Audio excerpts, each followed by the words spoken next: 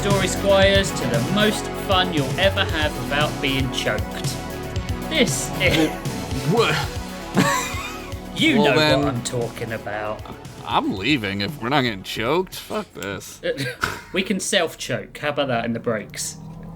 Okay. Look, I'm for it. let's not David Carradine in the first 30 seconds of the podcast. We've got more stamina. This is Story Lords. As always, the podcast with 2 prompts, 3 stories, and infinite laughs. I'm Rich Masters, and with me, as always, is Jeff Pennington. Hello. And Josh Henderson. Hello. Or Heckle and Jekyll. Blah, blah, blah. This week, our prompts were princesses and anachronisms. This is the first And time disasters. It's been princesses. So, I definitely did those. Yeah, he did. Hey. Nah, I'm kidding. I got it. Any stories we want to share before we start reading? Oh, Yeah, I told 3 you- of I them. told That's you- the show. I told you guys I would tell you the story about the time we ran around, me and my cousin, with dildos. Yes, please. Yes, please. So, I totally forgot about this, but apparently when we were little, we found dildos in my grandmother's top drawer, along with my grandfather's G-strings. And we put them on, and we waved them around like torches, and we shouted like Wiener Squad or something. I forget exactly what we shouted. But we were like frat boying it up, and I had totally forgotten about this. And, you know, I think it's fair that you guys are my best friends, so there you have that. Now you can... Now the I picture know. of Josh Henderson is more full. I've got in our some minds. Now questions. you get it. I've got some questions. How old were Sure. you? Like 8? How did this story end? Did someone come in and find you? Yeah, my grandmother, apparently, like, I don't remember, like, I really don't remember, but, like, apparently my grandmother was just like, okay, put them back. Like, Well, we she didn't didn't get want yelled to draw at. too much attention, right? Yeah, we didn't get yelled at, but, I don't know. I really wish I remembered what we were chanting, like fucking frat boys. We were like, wieners, wieners, wieners. Just, like, marching down the steps with them. Do you know what? Like, I know that a lot of people are going to be horrified by that story, but fucking fair play to your grandparents, man. No, yeah. Yeah, absolutely. Like, well done them. Multiple I- dildos. Yeah, like, to be fair, fucking good Yeah. job, right? They're Yeah. living a happy life. Good on Yeah, them. like I don't question either of those things. No. I guess maybe the G string. Like, was Grandpa like freaky? That's what we were talking about. Me and my cousin were like, was he into like getting like stepped on? And I was like, for sure. I was like, that 100%. Like, our grandfather is like, he's into that shit. Like, I know it. He's never told us, but I know it. Sometimes it just wafts off of a person. You could just tell. Yeah. I'm gonna say this is the same something. grandfather that tied Zane's shoes. Yeah, but there's so you can think of it like that, but you can also think of it as the person who can compartmentalize this freaky shit he wants to do with his wife and being a damn good person, right? Yeah, no, he's great. Look, Like I love my Sometimes he's you 90. gotta fuck, and sometimes you fuck in a new way. That's Yeah. Everyone all. loves that man. Like when he dies, it's people love him. So I love him. I deleted it from my core memories. Dude, this was the stuff you found as well. That's true. This is Yeah. the nightstand stuff. This isn't the secret box in the closet that you're going to have to go through the day he dies. Yeah. When I find it again, I'm gonna be like, we meet again, dildos. You should keep it. should keep the dildos. I don't know about that. Maybe the G strings. I don't know about the dildo. You should keep them and like fuck ashes. Like you should Yeah. keep those and bury those. That's true. I think I'm gonna make a chain out of one of them. There were like 4 or 5 of them. 4 or 5. Yeah, they weren't like, and this is back, like, they weren't like crazy big, you know? Like, now you get like just ridiculous dicks now. They were very sensible dicks at the time. These were tasteful dilds. Just your standard, everyday, tasteful dild. Yeah, it's not going to make someone, like, recoil. It was like, oh, yeah, it's a nice dild. The 6 triad of dildos. The 6-inch triad of dildos. Yeah. Just average. This is the sort of quality you're going to get through this episode. Yeah. If you're a new listener, you are going to get this sort of quality throughout the series. So please subscribe and do all the things that you need to do. Become a patron, because this is the start of an episode. This isn't even the meat. This is. I think. Yeah, my story is probably worse than that story. So I think genuinely, your story is very touching. no, it's got like a niceness sweet. to it. I It's know. No, I agree with Sweet. Rich. It's really nice that your grandparents were fucking. Yeah. No, they always were. They couldn't stop. They had a problem, really. We'd go over there on Wasn't a problem Sundays. to them. Yeah. We'd go over there on Sundays and shit, and they would be like out of breath, and like they were fucking like, and it's just all the time. I don't know. The biggest increase in sexually transmitted infections is amongst the elderly. Yeah. That's a fact from my work. Well, back in the day, they didn't have those condoms. They had to slaughter the goat and use the skin Yeah. straight off of it. Peel Every that time sausage. they fucked. I need the case in. Jesus, This is a bad podcast. this is a bad show. Yeah. Josh, read a story. Yes. All right, my story this week is called "Running Out of Tome." I'm really good at titles, guys. The cobwebs wrapped around pillars and sprawled across from the ceiling to floor, just like the cobwebs that infest your sweet mama's slam hole. Boris ducked and spat out the dusty, arachnid butt highways as best as he could, but still got a mouthful of spider spooge, just like I did when I went down on your sweet mama's wiener garage last night. Jesus. In contrast, Slit and the other goblins were making a game of slurping up all the spider webs they could. They cheered whenever one of them felt the pop of an exploding spider in their stank goblin mouths. Oi! Lovely. Got me another one, Spank said with a smile as spider Rich is guts in the ran story. down. Oi! As spider guts ran down his mouth like dribble, Boris shuddered. Even for his vampire taste, this was too much. He had had his fair share of disgusting meals, like that time he crunched down on your mama's sweet lap buffet. But spiders? Nah, that dog won't hunt. Nice. Save some Spideys for us, Slash! Slit yelled as he jabbed Slash in his stomach, causing a Richter scale level belch to erupt out of Spank's mouth. I meant to say Slash there. There's so many words. For a second, I thought I meant to say slash was written on the page. It could be. You know what? It was. Slap! Sparky! Enough! Axwood yelled back. Mom, our names are... My names are... I don't care, Axwood snapped off Spank's correction before it could even mature into a full thought. Up ahead, Boris could see with his vamp vision that they were headed into another spookier wing of the ancient temple library. Above him, golden glowing eyes of 1,000 rats stared down at him until he saw one rat give him the neck slice motion, then lift up his rat t-shirt to reveal the handle of a gun? What the fuck? He's everywhere. I gotta do a Russian accent now? Okay, how do you do that? Where are you taking me? Boris asked. And for his question, got a swift slap on the ass. Quiet, you! Skate said, raising his hand threateningly, but clearly only being able to reach the vampire's leg humps. We're headed to the voice, Axvoon turned around and replied.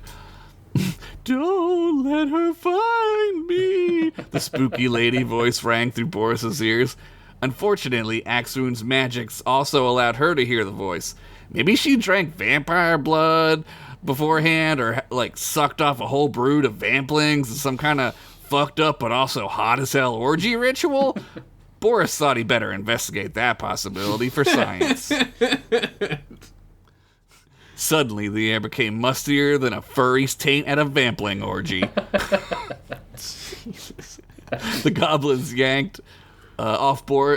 The goblins yanked on Boris's cuffs and stopped him from moving forward as Axemoon held out her hand in a T pose and chanted some crazy magic words that sounded like Latin. Enormous swangus flaccidus venus, she shouted, as all the candles in the room lit up with a green glow.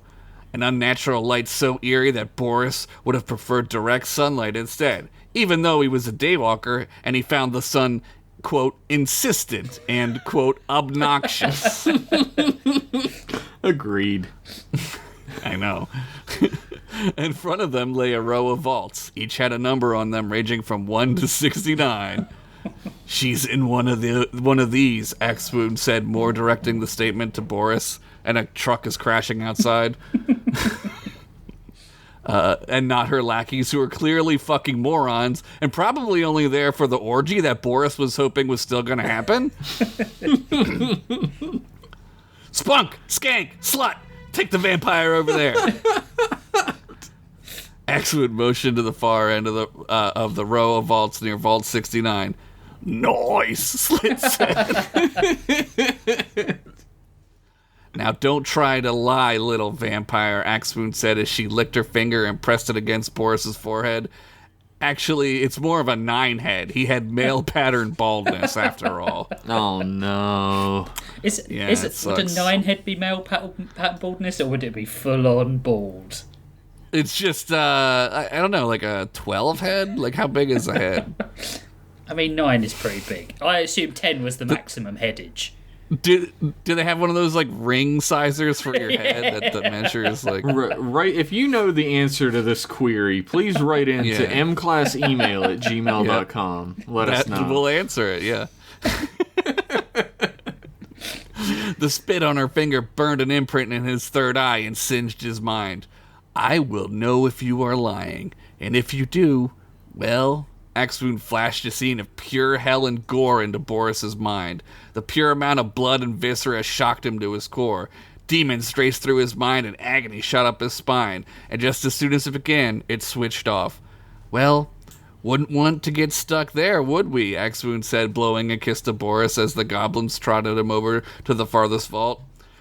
Keeper of knowledge! Axemoon bellowed as green fire lit up her verdant pyre of power and pure sex. She was looking good. Speak! She finished. Boris looked around, waiting for an answer to the sexcromancer's demand. No! A ghostly voice said from farther down the row of vaults. Boris instinctively reacted with Axemoon. They both moved toward the center of the vaults. Speak to me, knowledge tome, you absolute unit of a novel, Axewood again compelled. Suck my dick, the voice replied again, giving away its location a little more. Stop answering her, Boris yelled at one of the vaults. Don't tell me what to do. Oh, no. The voice again replied, getting Axewood closer to its location. Fucking idiot book, Boris yelled. Yo, mama. The voice again replied. Axemoon drew near Vault 34, then stopped. It couldn't be that easy. Halfway? But instead of blowing dust off the vault number, she simply knelt down and waved her hand across a stone slab underneath, revealing the words Vault 8 equals D, along with an empty rectangular-shaped hole. I ain't sticking my totally real goblin wiener into that booby-trapped-ass glory hole from spooky hell, Spank said, as matter-of-factly. Axemoon shot him a look that would petrify and erect any donger, alive or dead. His eyes glowed green and his body went limp, like my totally real goblin wiener did last night in your mama's sweet cobweb-infested sperm warehouse. Just gonna let that one simmer a bit. This is a good show. It's patreon.com/ whatever this show is called now. So finally a good show. We finally made it. I will do as you command, Spank said as he robotically moved toward the vault and the rectangular slot. As he did, he mechanically began to remove his pantaloons and Porky Pig it straight to the rectangular hole, inserting his gobbo donger. No, you idiot, your hand! Just use your hand, Axoon yelled, but it was too late. The vault door rumbled and let out a slight ding sound as its stone door began to open.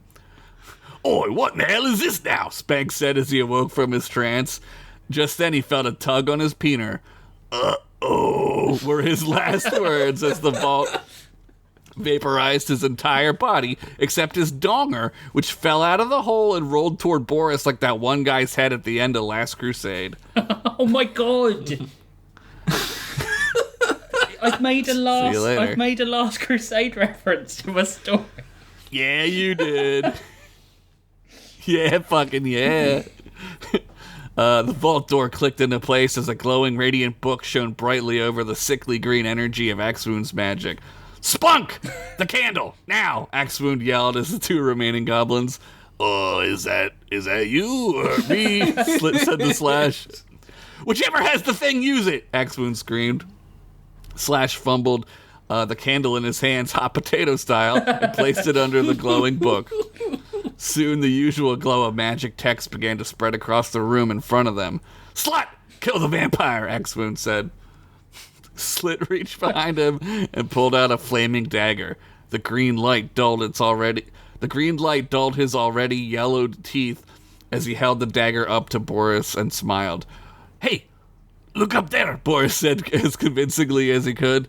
Huh? Slit looked behind him, giving Boris enough time to headbutt the goblin, causing him to drop the dagger.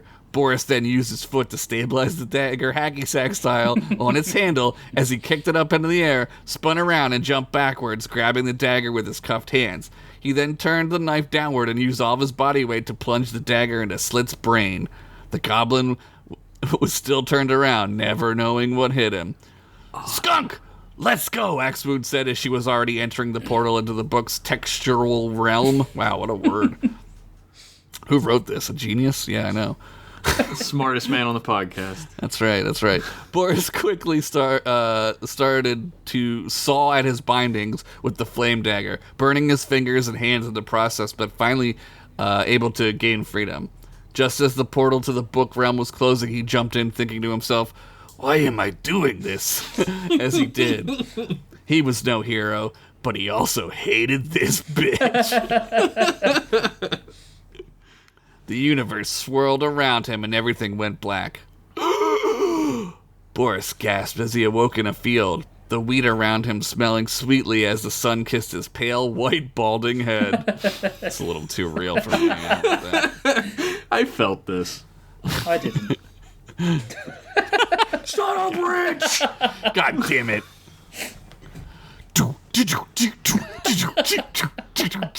Drums in the distance rang through Boris's ears. He followed the sound and saw smoke on the horizon. Boris soon found himself in a village of dancing men and women whose boobs and dongers were out. Sweet. Oh, so it's like one of these books, he said to himself. As soon as he did, the drums stopped. Every eye in the village turned to him. Shit, he said out loud. But just as quickly as the drums stopped, they started again, and a conga line of dancers marched over to Boris and grabbed him by the hands, swinging them up and down in celebration. A single man, decorated in animal skins and the headdress made out of a skull of a dragon, sat silently on a throne. The party raged on as Boris drank his fill of fermented fruit juice called jungle juice. That's a good joke. And played ancient and sacred competitive games such as beer pong and asshole. There's so many anachronisms in this that you can just ding at any fucking time. Ding, ding, ding, ding, ding, ding, Ding, ding, ding, ding, ding, ding, ding. Yep. Finally, as the party began to die down, the chief beckoned the now very drunk vampire over to his throne. Welcome, Darkling, he said deeply through his dragon mask.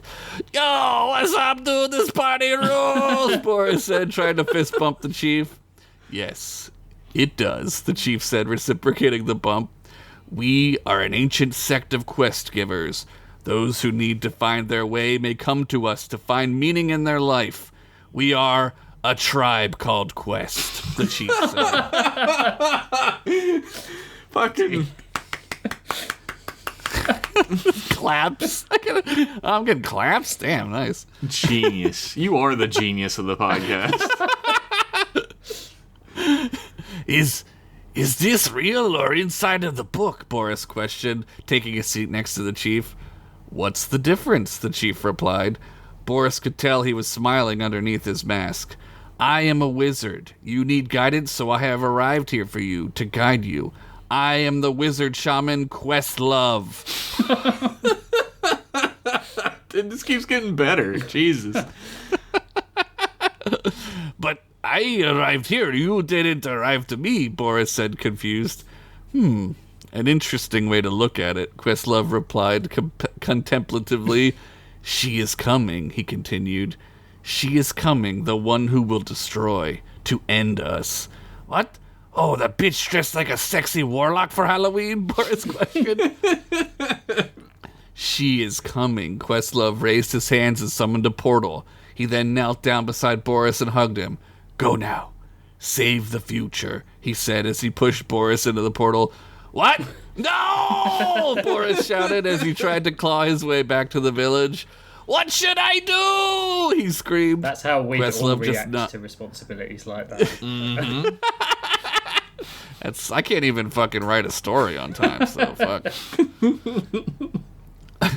Questlove just nodded as the portal zooped out of existence. As one portal closed, another appeared instantly next to it. Out stepped a hot bitch wearing a sexy warlock for Halloween costume.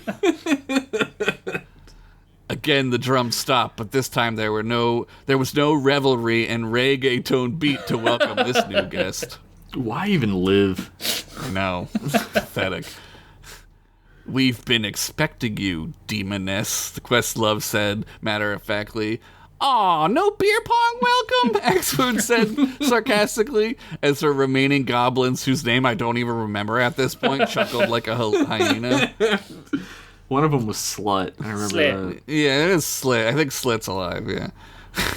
It would be, who's talking? It would be pointless as you would not succeed at getting the little ball into my solo cups, just like you will not succeed in destroying every wizard. You basic-ass sorority cum dumpster, Questlove said, in the regalest of tones. We'll see, Axmoon simply said as she raised her hands. Already glowing with green energy, she raised up Questlove from his throne. Everyone in the village screamed as some tried to charge at the sorceress, but as soon as they reached her, a shield appeared which vaporized all who passed through it. The village burned into the night, and soon the screams could no longer be heard. All that remained on the throne was a wizard shaman was a skeleton. Wow, what a great sentence. It smoked and smoldered. It smoked and smoldered until the sun and time bleached it from all memory. Boris zooped back into the library with a thud. Fuck, he said. Please, you must remove me from this prison, the book begged. How that was so real? Boris questioned. It was real, the book answered. I am the princess of all knowledge. Ding. They call me Princess Tomestool. Oh, God. Yeah, we're in it now, boys. Welcome to Thunderdome, bitch. I am ancient and powerful. Now, please, you must find a spot for me so we can take advantage of when that skank comes back through my portal. Okay, Boris thought, rubbing his head. Do I need the candle, or can you just do this without it? I'm a magical book! Let the Patreon nerds sort out the details, the book snapped. Fuck Boris you for grabbed- giving us money. Yeah, fuck you. That's your dumb fault. Boris grabbed the book as he ran as fast as he could up through the library's levels. He didn't know where he was going, but he ran as the book's radiant glow showed him the way.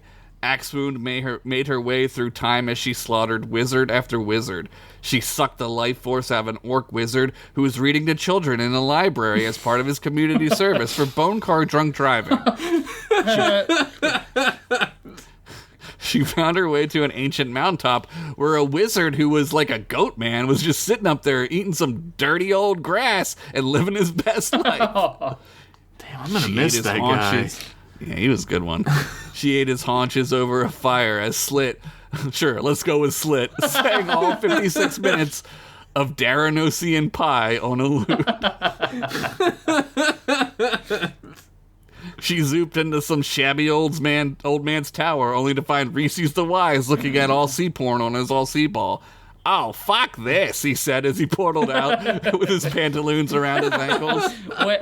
Woe betide the people who he ports back into.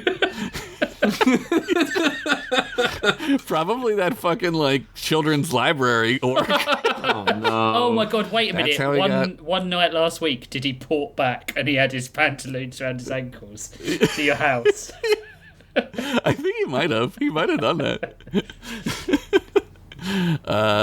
Her reign of terror didn't end until she found every single last wizard alive. Nobody noticed this serial-style killing of wizards, since many of the murders would be recorded in history as taking place over hundreds, if not thousands of years. There'd be no all-sea flicks documentary about these unsolved mysteries. Slorp! Axewound sucked the life essence out of an ancient elven wizard who was living in an elven golden age of, like, lettuce and flowers or whatever the fuck those guys are super into. I am become death, destroyer of dorks, she said as she clenched her fist, slamming it down to the ground. The earth rumbled and the sky shook as every wizard's power now surged through her veins, like those really prominent ones in her titties because they were, like, so big. You know the Big ones. blue vein, yeah. Yeah. Oh, we know. We know. Yeah, we know. Yeah. I'll show you a picture later. If you don't, no. Oh, I don't know then. Okay, yeah, me neither. Boris reached the top of the library's ramp and again looked down at the nothingness he had just ascended from. Wait, he said. Can I, like, I don't know, like, hold you over the ledge and then when these fuckers come back, like, they fall to their deaths? Sure, that sounds like a plan to me, Princess Toadstool said indifferently. Okay, cool, I need, like, a stick or something, or, like, a fishing rod. Boris looked frantically around through the piles of books. You're hoping to find a fishing rod in a library? The princess asked sarcastically. I don't know, Boris snapped. I just time traveled to an astral traveled into your book body and zooped out into a crazy party and they made a new friend and now I'm back here trying to kill a sexgromancer. You're welcome for that, by the way. Wink, Toadstool said. Did you just say wink? Boris asked. Well, I can't very well actually wink, you fucking ding-donger, Toadstool said. Got him. Just then, Toadstool began to rumble. Oh, God, here she comes! She said as she looked like she was going to retch and shit herself all at once. As much as a book can look like it's shitting itself. I'd imagine the cover turned into any Ernest Cline book, or the cover to any J.J. Abrams script he's ever touched or laid eyes on. Fucking shitheads catching strays this episode. Is this how WhatsApp? Yeah. This is about time, you know? It's about fucking time that we complained about them. Boris grabbed Toadstool and quickly held her over the ledge into the never-ending blackness below. A portal zooped out of the book, and out walked Axewound and Slit. Upon hitting this reality, Slit instantly fell into the abyss, screaming the entire way down. Fuck shit, fucking shit, fucking fuck. His voice became a distant echo until nothing was heard from Slit ever again. Axewound, on the other hand, just stood in midair.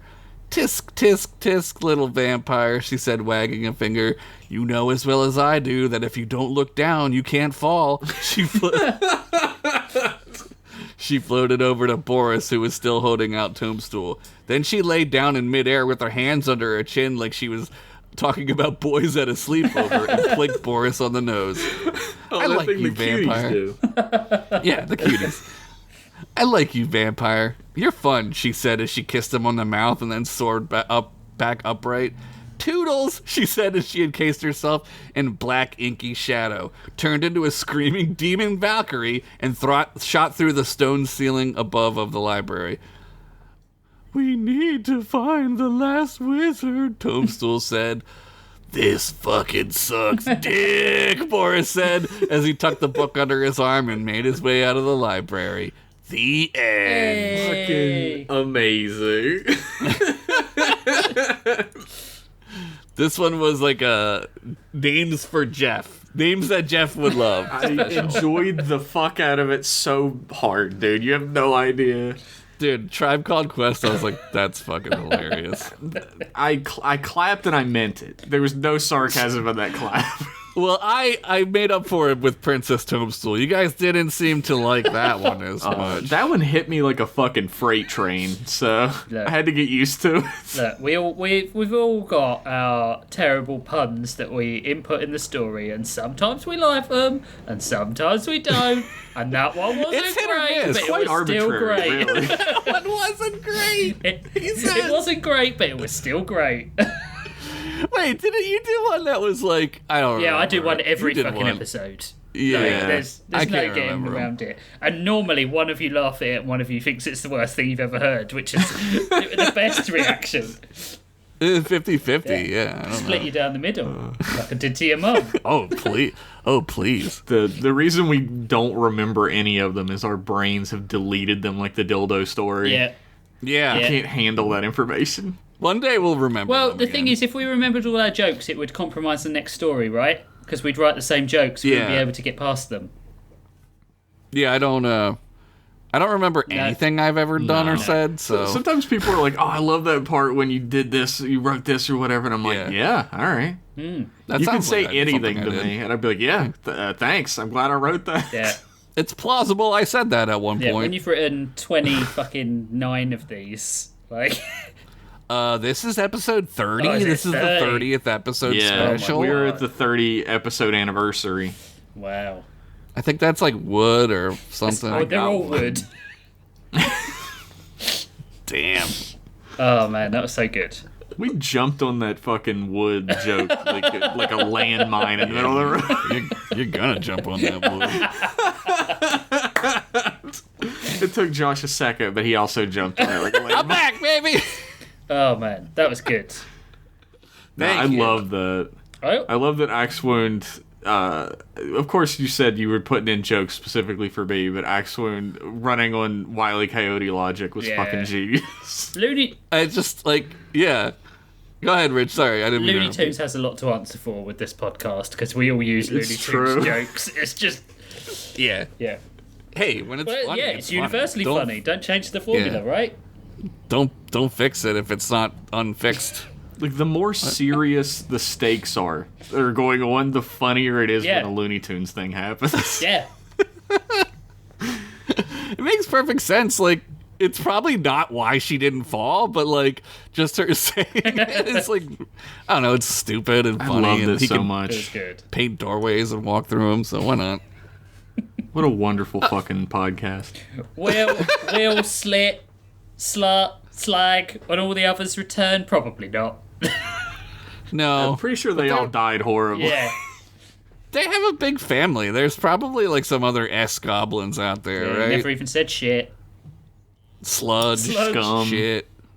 Scum is good. Nice. Celery, that's a C. Schenectady. But celery with an S for this guy. That's great. Celeries. They just call her celeries. Like, instead of Della Reese, it's Cella Reese. Della Reese. We're firing on several different pistons today. On that note, we're going to take a break.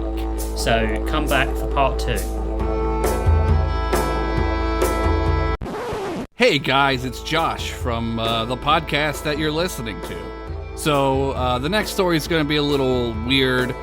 We had some problems with Rich's audio, which it doesn't exist anymore. I think it like broke in the conversion from like metric to English time. So we dumped it in the harbor with all the tea. We didn't want to deprive you of another spectacular spooky vision tale. So it's just gonna be me and Jeff speaking, and no Rich. Enjoy. I also got you sick probably from when I was lapping up your man juice last night. What? I don't know what that means. I'll show you. The title of my story is The Air Witch Prospect. Ooh. Air is in like heir apparent. The Air Witch Prospect. A Frankenstein PI mystery. Stanky Frankie. From the case files of Adam Frankenstein, private investigator, New York, fall 1934, entry 9. Work ain't the steadiest when you're so repulsive to the eye that 9 out of 10 doctors recommend people with weak hearts don't look directly at you. Just look at that fuckhole Joni Loves Chachi kid. There's your anachronism right out the gate, by the way. Fuck you. Yeah, get it out of the way there, Frankie. My point is, when I got a call last week from a representative of one of the biggest crime families in the city with the promise of a lot of money for a little work, I jumped at it like a rabid dog.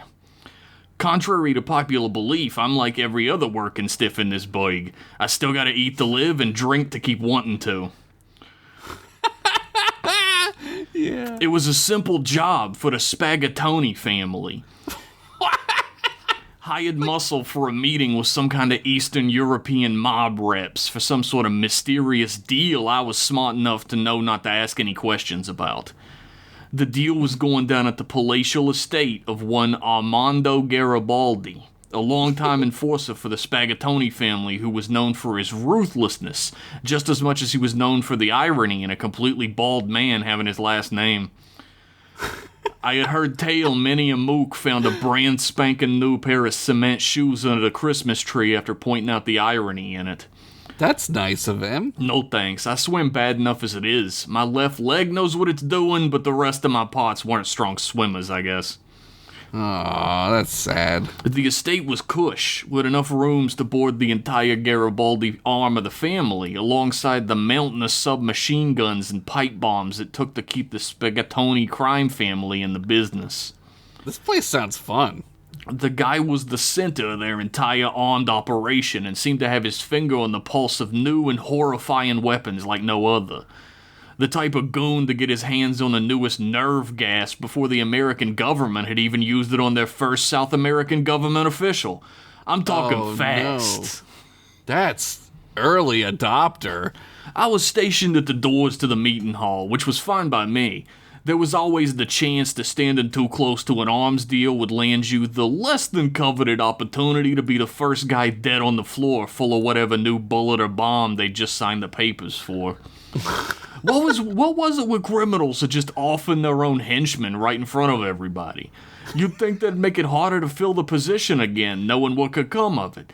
And Monster.com and Indeed ain't gonna help shit in 1933 or wherever this is set. I don't fucking know.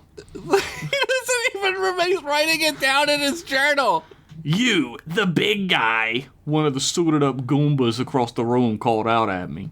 I tilted my head up to glance him over. He was the kind of guy whose entire job in an organization seemed to be to take up space and carry a gun. And somehow even that little bit of power had gone straight through his head. You deaf on top of being ugly, freak, he followed up, bridging the gap between us like he wasn't going to come up to nipple high at best when he got over to me, which he did.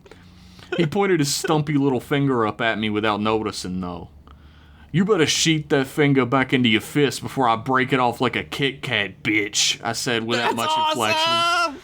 Peering down at him from underneath the low-brimmed fedora my employer forced me to wear for the occasion. Something about hiding my prize-winning beauty from the customers or something. Huh? You are backsassing me? He said with a slight chuckle, turning his face to the rest of the mugs in the room. There were 2 other bodyguards like myself, one on the other side of the double doors with a slack-jawed, hazy-eyed expression that screamed booze loud enough to even be audible over the smell of it on him. And on the other side of the room, standing by a back door just behind the meeting table, with a steely glare that could have melted the butter off of your mom's ass cheeks. Oh, yeah. The 4 men seated at the table speaking in hushed tones to Garibaldi didn't notice his bluster either. You gotta sass before you could back sass, I spit out in return, shoving my hands into the pockets of my slacks. I really missed my overcoat, but again, I'd been dressed up like a performing monkey for the role and only had a 2-piece linen suit and a striped tie to my name. Besides the magnum slung low under my left arm, anyway. And the one between his legs. Yeah. What? The little man said, his eyebrows knitting up the center of his forehead into a cascade of confused wrinkles. Don't try to play no games with me, you penny dreadful fucker. He haphazardly snatched the grip of his pistol up and out of his holster, but before he could clear leather, I bashed him across the jaw and sent him spinning onto the floor like a loose dreidel. The crumpled thud of his body turned every head in the joint at me, leaving a room full of wide eyes and clenched jaws, and even a few grabbed up pieces ready to blow the brains out of whoever and whatever they peeped next. God damn it, Frankie, Garibaldi groaned out, standing up from the table and waving his hands in the air to signal everyone else to cool it and get back to business. They followed his order without a single word. They did that a lot. He moved across the room to me like a man in control of the space, easy steps like an animal unburdened by predators and surrounded by hapless prey. He was bald, that was a fact, but he was built like a brick shithouse, dressed to the nines in a way that screamed he wasn't somebody to fuck with physically or financially. Armani get suit. cement shoes for Christmas, dude. He can afford them. Armani suit, crocodile shoes, tinted Gucci eyeglasses, the whole works. Unless one of those things didn't exist in this time period, then he was wearing something else. I'm not looking it up. I bet you they all did. Probably. A double nacro. That's what we call it. Fuck into these prompts, buddy. Apologies, Mr. Garibaldi. I swallowed my pride as the words escaped my lips. It was a damn good payday. You would have done the same shit. Don't judge me, you fuck! The shrimp was about to pull his piece on me. I figured a slap would be better for business than a gunshot. Garibaldi smirked and nodded his head in agreement, clapping his hands on either side of my arms as high as he could reach. You make a good point, actually. Never mind the dressing down. Just do me a favor and dump him in the green room and let him sleep it off before our guests arrive, eh? You got it, I said flatly, bending down and picking up the little man's body with both arms and cradling him like a baby as I lifted him. Aww. I was careful the entire time to show the boss that bygones were bygones, and I was going to treat the squirt with respect for his sake. But once I slipped out of the meeting hall and across the hallway, beyond the doors into the green room, I just tossed him into the middle of the floor like a bag of dog shit on a neighbor's porch. The old man reading the book by the fireplace in the corner peered over the top of the page, huffed out his complaint silently, then went back to what he was doing. Must have been a pretty regular occurrence, I guess. I made it back across the hall just in time to open the double doors for the congregation from Eastern Europe. Romania or something? I'm just gonna say Romania from now on, fuck it. That works. There was the usual cast of ne'er-do-wells and open-shirted triggermen showing way too much hairy chest that goes along with any sort of this type of deal. But one caught me so off guard I must have did a quadruple take that would have snapped my neck if it wasn't sewn in place. There amongst the middle of a grim retinue was a 10-year-old blonde girl wearing a silky dress and poofy little sleeves with silver slippers. What? To top it off, the only thing that could have made her seem more out of place was sitting atop her curly little blonde head, a diamond-encrusted tiara made out of silver and gilded gold alloy. Ah, welcome, my friends, Garibaldi called out from the end of the meeting table, standing up and motioning with one hand for his minions to do the same. With the entire room on their feet, the leader of the Romanian procession stalked across the room to shove his hand into Garibaldi's and flash a toothy snake smile. Ooh. Mr. Uchinko, welcome to New York City. It is a pleasure. The thick-jawed man said, drawing his hand back and reaching into his coat pocket for a bundle of crinkled papers, which he immediately handed over to Garibaldi. The two men took their seats near the head of the meeting table, and everyone else filed into their places along either side of it, splitting the American and Romanian gangsters directly down the center. There was an unease on both sides that was deeply palpable, but I was having much more trouble reconciling little Slavic Shirley Temple being at the inner mafia powwow. How long will this take, Ivan? The little girl looked up to a rather effete man standing next to her, twirling the end of his handlebar mustache. He looked down at her and then seemed suddenly startled, as if remembering his place, bowed his head down repeatedly to her as he spoke. We will only be a minute, Your Majesty. Your father wished for you to attend this business meeting to, assure everything went smoothly. What? The mustached handler she had called Ivan glanced around the corner of his eye across the room with slight desperation on his face, directly at the man who'd been called Uchenko earlier. Uchenko returned a predator's smile back at him, and suddenly the whole situation made a little bit more sense to me, at least as well as I could put together. I heard it on the Lawrence Welk show. Wait, that doesn't happen until like the 50s. I heard it on the radio. Yeah. That Princess Swarova of Romania was visiting New York City on a cultural exchange trip in order to view our museums and libraries. A goodwill ambassador's trip that was meant to cover up the arrival, apparently, of the Romanian mob on our shores. I couldn't piece together whether or not the good old king had sent his daughter willingly or not, but I was well aware that her being at this meeting was more a matter of convenience than one of necessity.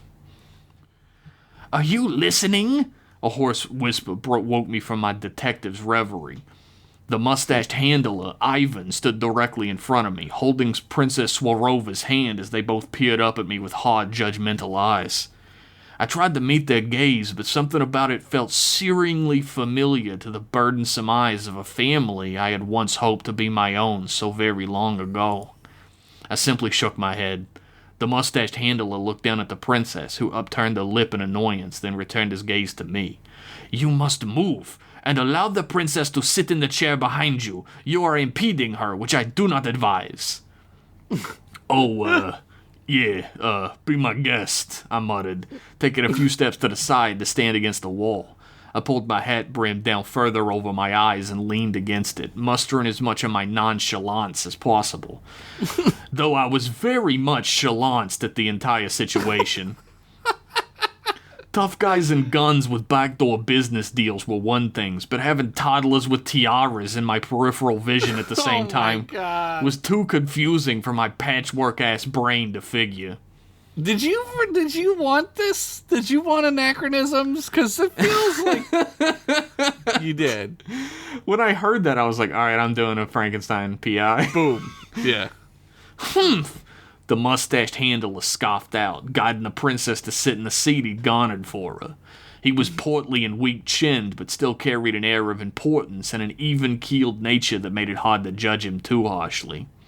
He stood next to her from the moment they arrived and continued his vigilance, clasping his hands together behind his back and rocking back and forth on his heels. The meeting itself was nothing to write home about, even though that's exactly what I'm doing right now at this very minute. That is until the Romanian group's lead man pulled out a small vial from his breast pocket and held it up to the light. There was a strange mineral inside, a stone of some kind maybe, and it was reflecting light like a cat's eyes in the night. He placed it down on the table and everyone leaned over to stare at it, with the exact same level of incredulousness I was stewing in. "This is it?" Garibaldi said with his lip upturned in disgust. "I thought you said..." I stand by what I said. Uchenko snapped, placing his finger on the vial and rolling it on the table. "This isn't the bomb.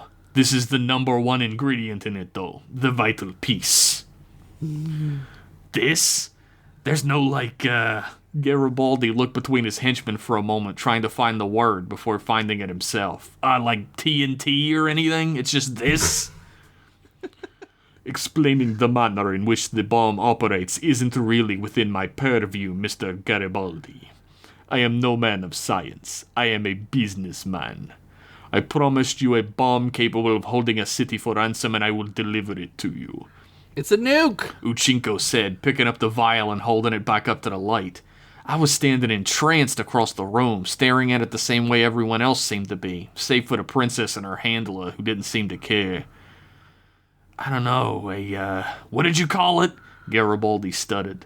We call it the uranium bomb, Uchinko said plainly. Yeah, I guess it's just difficult to make this expensive a purchase without a showcase of what it's capable of. Garibaldi looked around the room with pointed, vicious eyes. He was most assuredly looking for which henchman to kill in front of everyone there. I rolled my eyes. As we explained to you via wire, if the bomb was to go off within city limits, it would make your New York City uninhabitable for 50 or more years. There can't be no test run. I already think it is uninhabitable. That made my blood run cold. I mean, colder than usual anyway. It moves around in there, so I imagine it's not like fully frigid. Still, I couldn't believe what I was hearing. The Spaghettoni family was protection rackets and gun running. What in the holy fuck could they possibly need a bomb capable of fucking up an entire city for half a century for anyway? I didn't have much time to debate with myself thanks to the sudden violent coughing happening everywhere around me. I was roused back to the reality of the sound and whipped my head around to figure out what the hell was happening. Then the night took a real wild-ass turn I still can't fully explain. Yeah, now it's getting crazy. There was a strange green smoke filtering in through the double doors into the room, rolling across the room like water, and then it started raising into the air all at once as if by some unseen command. It looked like it had been filling the room for hours at this point, but it had just appeared. I was sure of it. What the fuck? Garibaldi screamed out, unsheathing his pistol from its sling around his midsection, just as every mook in the room did the same. What game are you fucking Slavs playing me for? We are not doing this. She has found us. Uchinko screamed out between coughs, turning his gun toward the double doors and shakily aiming at him. For their part, the double doors snaked open, creaking upon their hinges, revealing a blindingly bright green light on the other side of them. Everyone took a step back, the smog beginning to choke at their lungs and sting at their eyes. And for my part, I tried to cover my mouth with my ugly-ass work tie and squint my eyes through the haze to see our attacker. Is it piano keyed? Thankfully, no. Thank God. Honestly, even then I couldn't believe my eyes. Standing in the doorway, wearing a long black evening gown with a large black stole around her neck, and a wide-brimmed black sun hat on her head, was Broadway musical superstar Ursula Redgrave. I had never been to Broadway, mind you, and even I knew exactly who she was. I'd seen her face on countless posters, giant marquees, billboards, magazine ads, Tijuana Bibles, anything and everything you could imagine. Tijuana Bibles! And there she stood, ringed on either side by blinding green light and slithering green smoke. Perhaps even stranger, the smoke seemed to emanate from the tip of a cigarette, which she held out from her hip on a long, thin cigarette holder. She smiled a bright, white, perfect smile from between her parted black lips and giggled a raspy, haughty laugh to no one in particular. For a moment, everyone in the room stared in complete disbelief. You all know why I'm here, she said with an otherworldly cadence and reverb, her voice seeming to come from everywhere and nowhere all at once. Whoa. Fucking ice this Broadway bitch! Yeah! Interrupted the screaming voice of Garibaldi, his finger squeezing the trigger of his revolver over and over again to let fly every bullet in its chamber at Miss Redgrave. Every mobster in the room, save myself, if I could even really count it, since I'm like a freelancer, really, opened fire on the woman in the black dress in the doorway, explosive caps bursting off in such succession as to be deafening. She simply held her hand up, and every bullet in the air stopped, popped She's the like one. popcorn, and fell to the ground as if fully budded black roses. Flittering onto the floor with silence and grace. We all stared slack-jawed then, and the mobsters stood stock still with terror which suddenly changed their violently hot blood to ice water in their veins. Miss Redgrave looked around the room for a moment. Once her eyes landed upon me, she smiled a wide, knowing smile. She upturned her open palm to a pointing finger which landed upon me. You. I don't really remember her walking across the room to me, but she was definitely right in front of me then, so she must have had to at some point. She looked up at me and placed a finger onto my chest with enough force to press in and even hurt a little. You'll do nicely. Do be a dear and take care of these brutes for me. She whispered something then. I don't really remember what. Some kind of old language maybe, but I couldn't make it out. But I remember being so tired suddenly. Maybe tired's the wrong word, because I didn't feel that fatigue in my bones or anything, but just like sleepy, I guess? That's probably the best way to put it. But I couldn't keep my eyes open anymore. I just passed out, flat. I had these dreams. Flashes of dreams, really. They were so damn vivid I could feel them. Violent, hateful nightmares. I could feel my hand around someone's throat, squeezing the life out of them again. I hadn't done that in a lifetime and swore off of it, not just for my health, but for the health of angry villages everywhere. But in a dream, I couldn't stop. I bashed heads in, threw people around, smashed and ripped and tore. I genuinely could not stop. And in the distance, I heard a little girl scream for help as someone dragged her away. I can almost remember the specific face of the man who leapt up to help her, but I stopped him. I ripped him away and tore the life out of him. The mustached handler, maybe? It was all such a blur. Of course, I have the benefit of hindsight writing this, and let me tell you, they ain't just whistling Dixie when they say that shit's 2020. Anyway, I woke up face down on the ground. It wasn't the plush carpet of Garibaldi's estate anymore that pressed against my cheek either, but the hard metal and sodden earth of an all too familiar surface. I pressed my hands into it and pushed myself up, desperately blinking the bleariness out of my eyes. When I could finally see more than a few inches in front of my face, I was greeted by yet another fucking boat hatch. This dude hates boats. This time I wasn't in a freestanding cage, but an actual brig built into the ship, the bars reaching from floor to ceiling. At least there weren't any fish and or fuckers of fish to be found this time around. True that. Here's the boat. The boat's here. For fuck's sake, I whispered to myself, feeling around for the gun under my arm to find nothing in its place. Not even a Choco Taco for consolation. They don't make them anymore. Did they make them in 1933? I doubt it. You said 34 also. Whatever. The demon awakes. A familiar voice hit my ear like a ton of bricks. I gripped my forehead in a vain attempt to stop the pounding in my head and squinted into the darkness past the bars as well as I could. There, sitting in a wooden chair placed dead center of the empty room outside of the bars, was a man I'd learned was named Uchenko at the meeting. He looked quite banged up, but much more angry than hurt. Demon? Where the hell am I? What happened? I sputtered, wobbling over to the bars and grasping onto them to keep my balance. You are used by the witch. You killed Garibaldi and most of his men. You killed a few of mine before we subdued you. Uchenko stood up and began pacing back and forth along the distance of the room. The witch? Ursula Redgrave? I said with pure confusion in my voice. I still couldn't believe she'd attacked a mob arms deal with a bunch of weird green smoke or whatever the hell I wrote earlier. I'm not scrolling up. Especially if I'm not doing research. I guess she did some wild hocus pocus with the bullets and shit. She's a witch? Uchenko nodded and I pressed my forehead against the metal bars, the cold surface barely soothing the booming headache behind my eyes.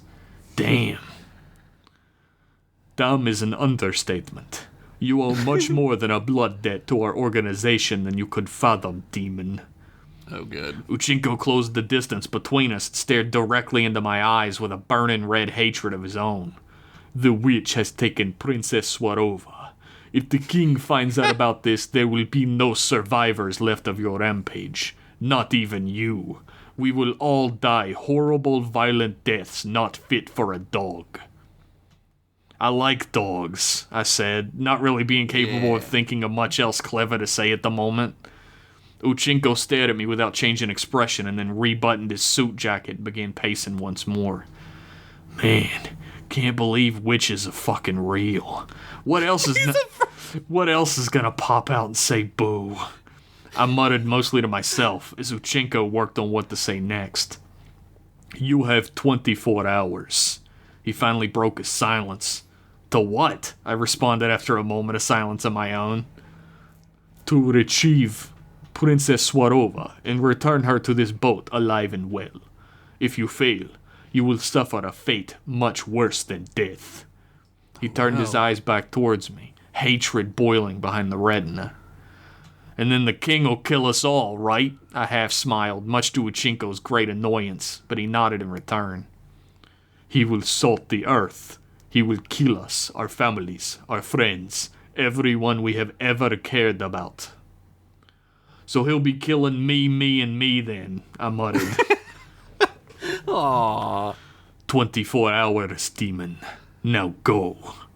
Uchinko pulled a large switch on the wall at the far side of the room, and the old rusted bars of the cell raised up from the floor, giving me just enough room to duck under him and step out into the main room. You're being pretty understanding for a guy whose employees I just slaughtered into brainwashing or whatever the hell happened. I said as I walked past Uchinko into the large open doorway he stood beside at the other end of the room. This is not the first time the witch has troubled us. If you survive this and return the princess unharmed, we will see how understanding I can be for you. He flashed his hateful predator eyes at me once more and then motioned for me to leave. So there I stood, on the docks of the Hudson River, staring up at New York City looming over me like a hangman, casting a damn long shadow from the morning sun raising beyond it. I had not even one clue for how to find Ursula Redgrave. No idea what the hell she could possibly want with Princess Swarova of Romania. Hell, I didn't even know what the hell Redgrave was or what she was capable of doing. All I knew was that I had 24 hours to find and return the girl, or there wasn't gonna be a movie deal with these case files. I'd be lucky if the different parts of me got to go back to their own shallow graves for a second time. But hey, cliffhangers sell books, right? To be continued. Every time you do Frankenstein, I always hear the song from the Nintendo Roger Rabbit playing. That's so fucking specific. Yeah. I know. I love it. That was great. Thank you. Like, I don't think... Are you from 1934?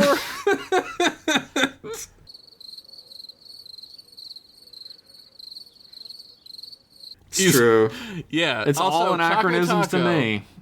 Choco Taco invented in the best year, 1983. Oh, okay. 2 great things came out that year. 3 great things. 2 great things came out that year.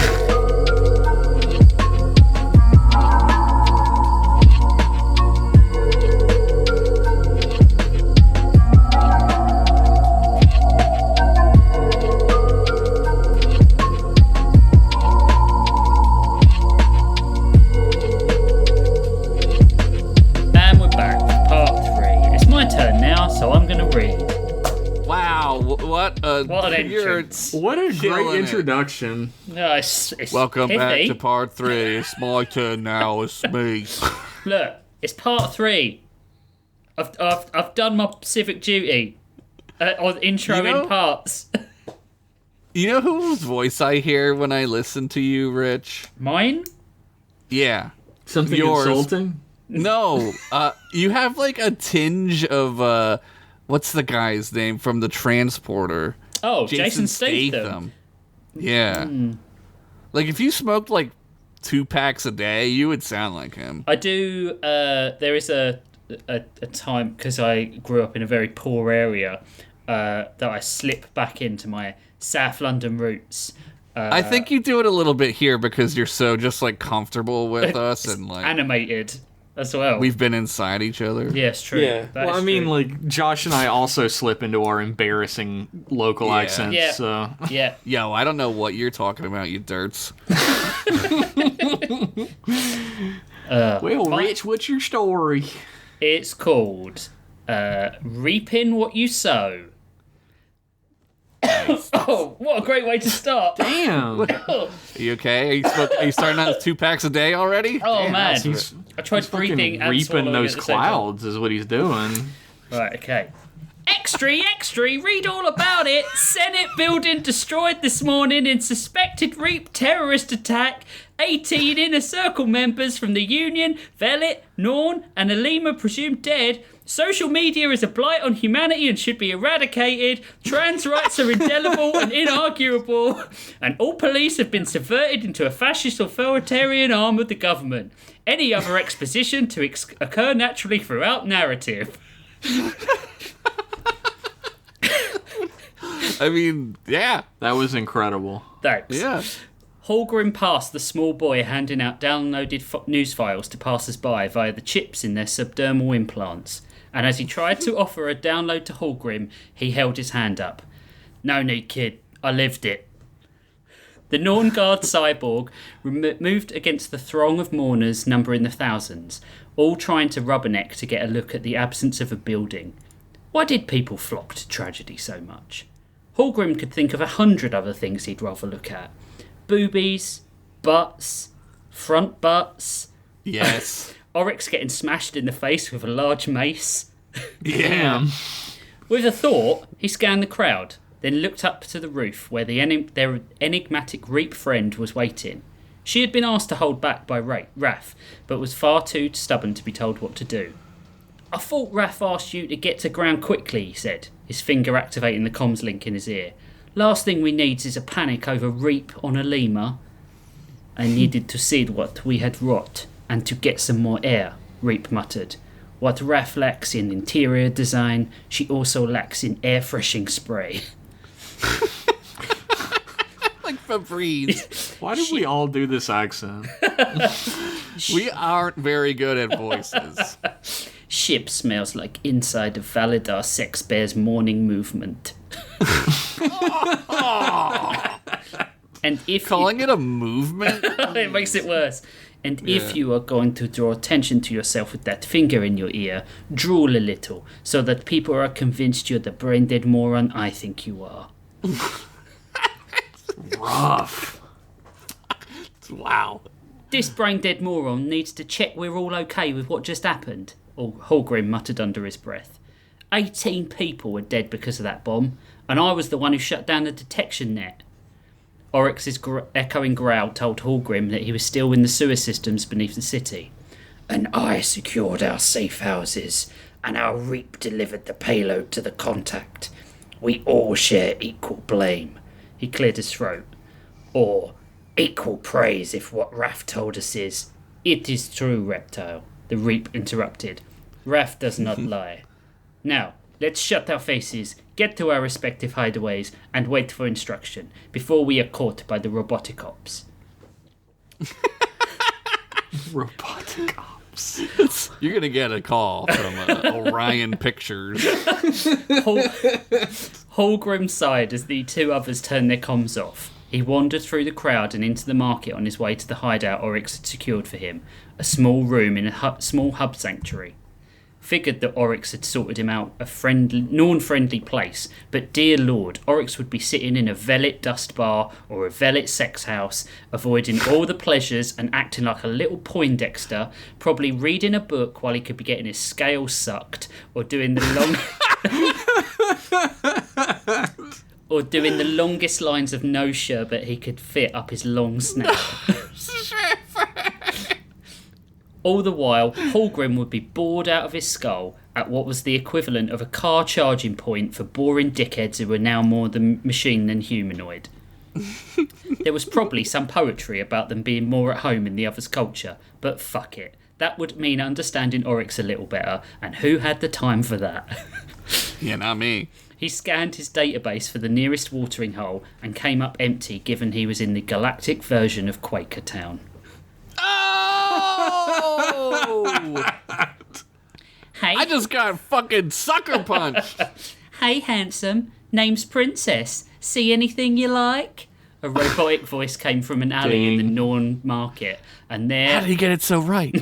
And there, at the mouth of the corridor, was a Velit Twilightress who was advertising her own mouth and corridor with a lack of subtlety Hallgrim found refreshing. Like you wouldn't believe, love, Hallgrim said. Do you perhaps know of the parietal pull-off?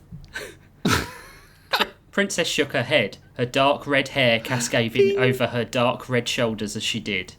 Hallgrim hit his internal bypass switch, sending what passed for blood in his body from his brain down to his nether regions. No, but I'm willing to learn. Anything to get away from the boredom of this Senate stuff. Politicians have done nothing to help us. Let 'em all burn, I say. Well, then you'll be... Did you write this just for me? Well, then you'll be pleased to hear that 18 of them are gone. It was a phase bomb, I hear. Hallgrim stuck his arm around the woman, surprised at her odd boniness. Nothing's left of them. How'd you know that, stranger? Princess smirked. He tapped a robotic finger against his nose. Got me sources. Take him, Princess said in a stern...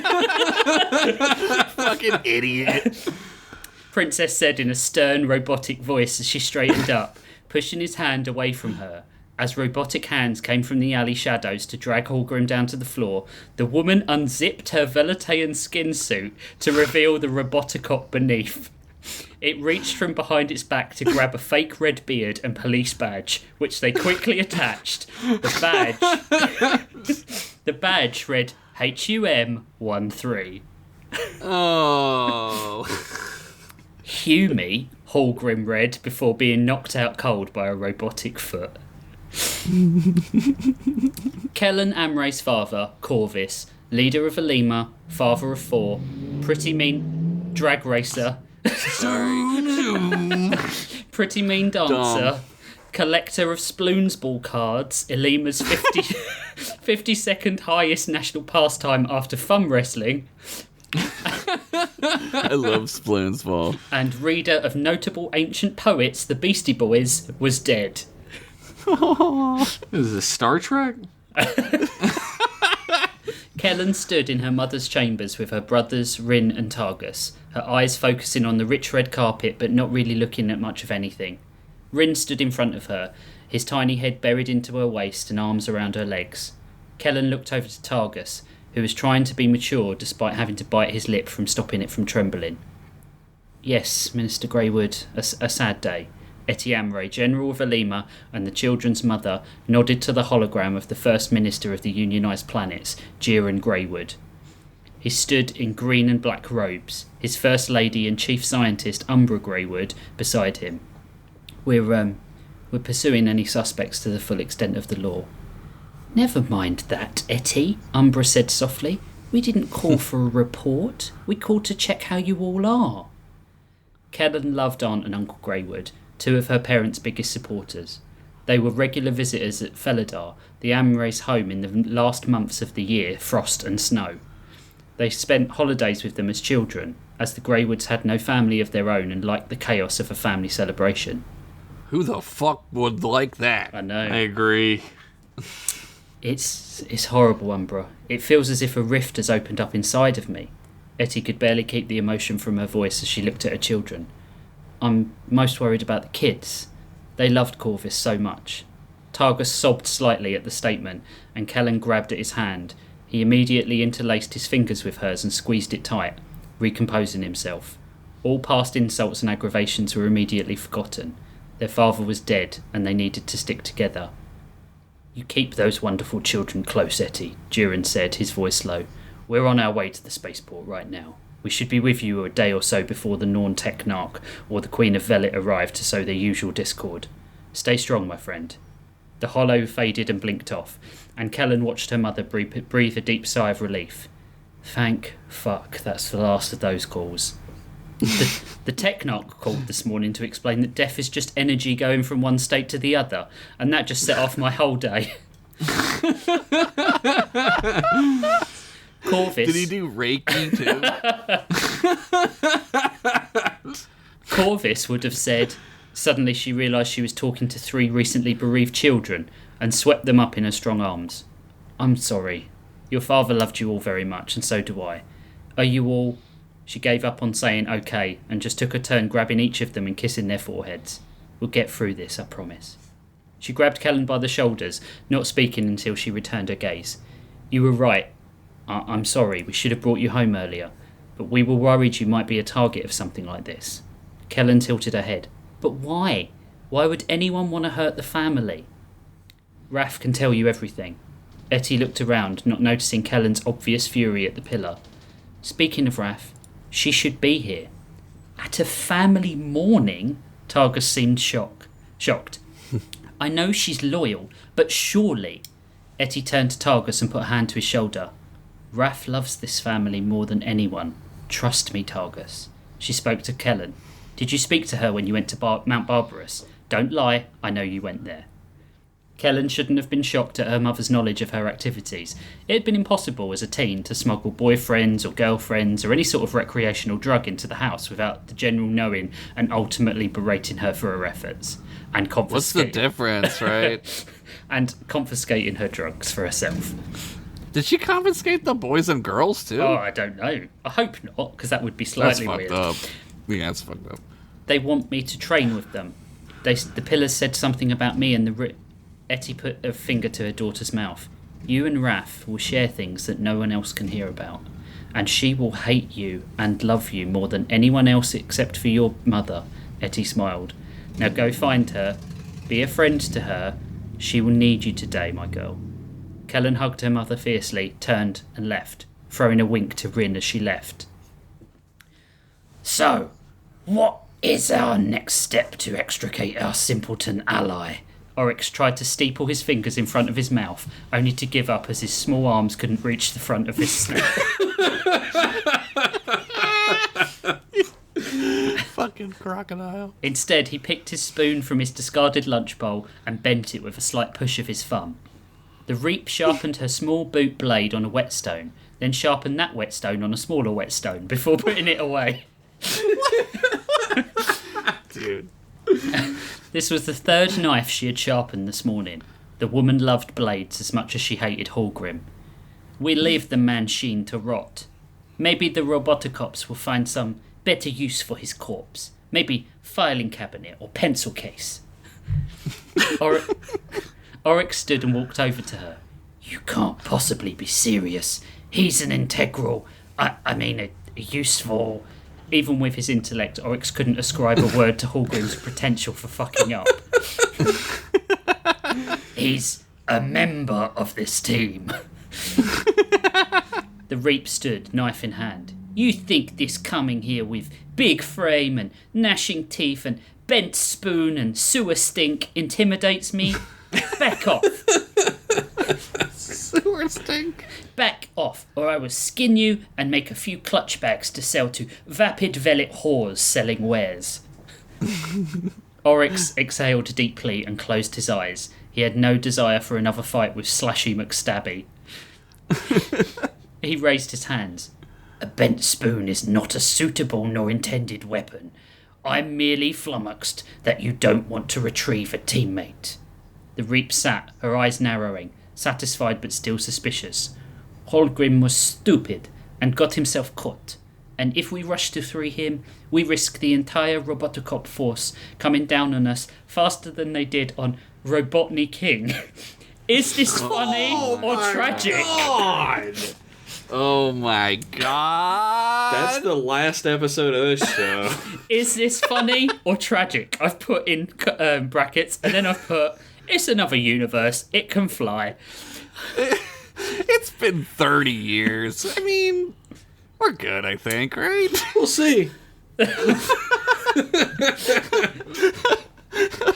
They only operate in binary. Ones and zeros. Guilty or guiltier. Purposefully hung in custody or shot in street. I know, Oryx said. But considering what we know about our Norn friend and his ability to obfuscate and natural tendency to brag, how long before he accidentally gives something away we might not want coming to light? You just did. Our contacts, for example. The Reap chewed the inside of her cheek, then stood and threw the table over petulantly. Let us go, she grumbled. Hallgrim sat on an uncomfortable chair at an uncomfortable table with uncomfortable cuffs holding him in place in the dark room. But as the lights flicked on and the door opened, he shielded his eyes with one hand, only for the connecting chain to pull his other hand, and the opposite side of his body slammed into the table. Jeez. At the open Is he comfortable though? At the open door stood HUM-13, his police badge and obviously poor Halloween pirate beard still attached. Though now he had a clip-on tie that was magnetised to his neck. That's for the job you want, man. I have seen all the cop movies known to man and will not be fooled. I hope you're not feigning injury to ask me to take off those cuffs and subsequently seduce me. Yep. What the hell are you talking about? I'm not trying to seduce you.